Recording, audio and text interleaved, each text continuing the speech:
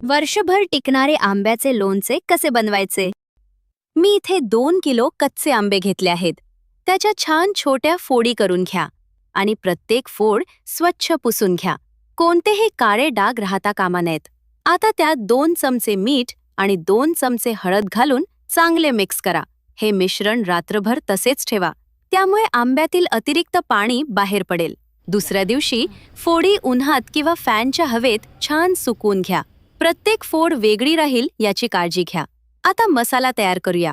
250 gram मोहरीची डाळ, 1 मूठ धने, 1 मूठ जिरे, 1 मूठ बडीशेप, 2 चमचे मेथीदाणे, 7 ते 8 लवंगा, मिरे आणि कलमी घ्या. यामध्ये 75 ग्रॅम मीठ, 150 ग्रॅम तिखट तसेच 2 चमचे हिंग घाला. सर्व खडे मसाले हलके भाजून घ्या. जिरे, धने आणि बडीशेपही भाजून गार होऊ द्या आणि नंतर बारीक करून घ्या. आता अर्धा किलो मोहरीचे तेल मंद आचेवर गरम करा. हलका धूर येईपर्यंत तेल तापवा आणि नंतर थोडे थंड होऊ द्या. तेल किंचित थंड झाल्यावर त्यात या क्रमाने हिंग, तयार केलेला मसाला, मोहरीची डाळ, तिखट आणि मीठ घालून चांगले मिक्स करा.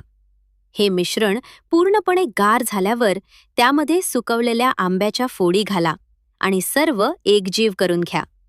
आता लोणचे मुरण्यासाठी ठेवा. एक महत्त्वाची गोष्ट लक्षात ठेवा.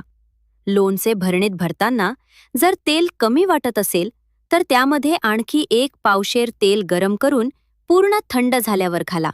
लोणच्यावर तेल वरपर्यंत तरंगत राहिले पाहिजे. त्यामुळे लोणचे जास्त दिवस टिकते आणि खराब होत नाही. काही दिवसातच तुमचे स्वादिष्ट, चविष्ट आणि वर्षभर टिकणारे आंब्याचे लोणचे तयार होईल.